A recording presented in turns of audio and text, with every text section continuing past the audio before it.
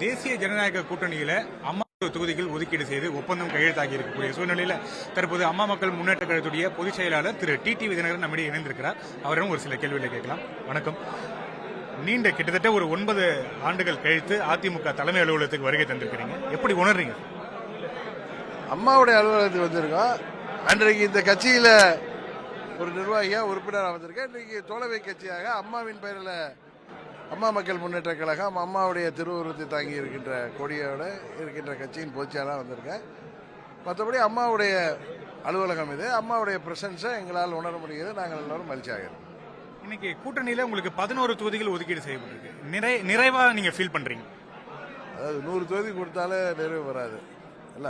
அதனால அவர்கள் மற்ற கட்சிகளுக்கு கொடுக்க வேண்டியிருக்கு. அதனால எங்களுக்கு கொடுக்கப்பட்ட தொகுதிகளில் நீங்க தொகுதி பட்டியல் வந்தது தெரிஞ்சுக்கீங்க. நாங்க நிறைவாக இருக்கிறோமா இல்லையா என்பது உங்களுக்கு தெரியும்.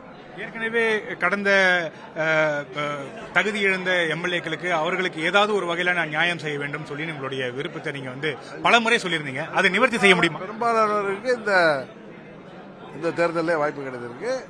வாய்ப்பு கிடைக்காதவர்களுக்கு வருங்காலத்தில் இன்னும் நிறைய வழிமுறைகள் இருக்கு. அதில்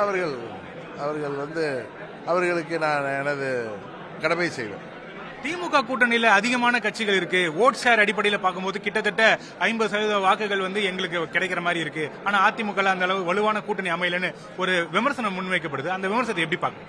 2+2 4ங்கிறது அது தேர்தல் நேரத்தில் அது வேலைக்காகாது. எங்க திமுக மேல மக்கள் மிகவும் அதிருப்தியில மௌன புரட்சி செய்ய காத்திருக்கிறார்கள். ஆட்டோமேட்டிக்கா அதுக்கு ஆல்டர்னேட்டிவ் அதிமுக தலைமையிலான தேசிய ஜனநாயக கூட்டணி. அதனால எங்கள் கூட்டணி மாபெரும் வெற்றி பெறும்.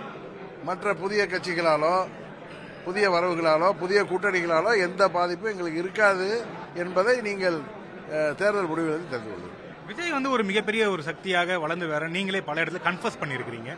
இன்னைக்கு என்ன சூழ்நிலை இருக்கு? வர தேர்தலில் என்ன மாதிரி அது பிரதிபலிக்கும்? நான் ஏற்கனவே சொல்லியிருக்கேன். விஜய் அவர்கள் தலைமையில் ஒரு வலுவான கூட்டணி அமைகின்ற பட்சத்தில் அது கடுமையான போட்டியை திமுக கொடுக்கணும். இப்ப அவர் தலைமையில் கூட்டணி அமையவில்லை.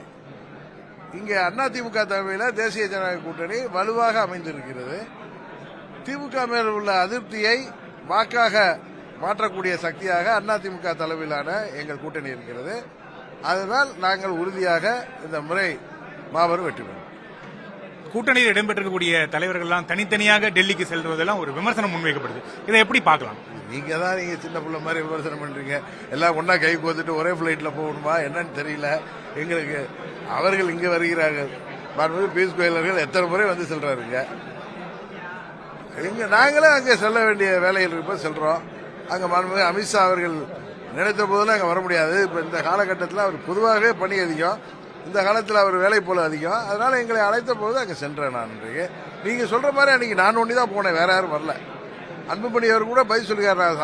ராஜ்யசபா கையெழுத்து போட போன நீங்க எங்க போனீங்கன்னு கேட்கிறேன். நான் போயிருந்தது கூட தேர்தலை எப்படி எதிர்கொள்ள வேண்டும், எப்படி பீகார்ல மகாராஷ்டிரால டெல்லியில நாங்கள் வெற்றி பெற்றோம் அதே யுக்திகளை நீங்கள் பூத் வரை எப்படி ஒற்றுமையுடன் செயல்பட வேண்டும் என்பது சம்பந்தமாக சில ஆலோசனைகள் வழங்கினார்.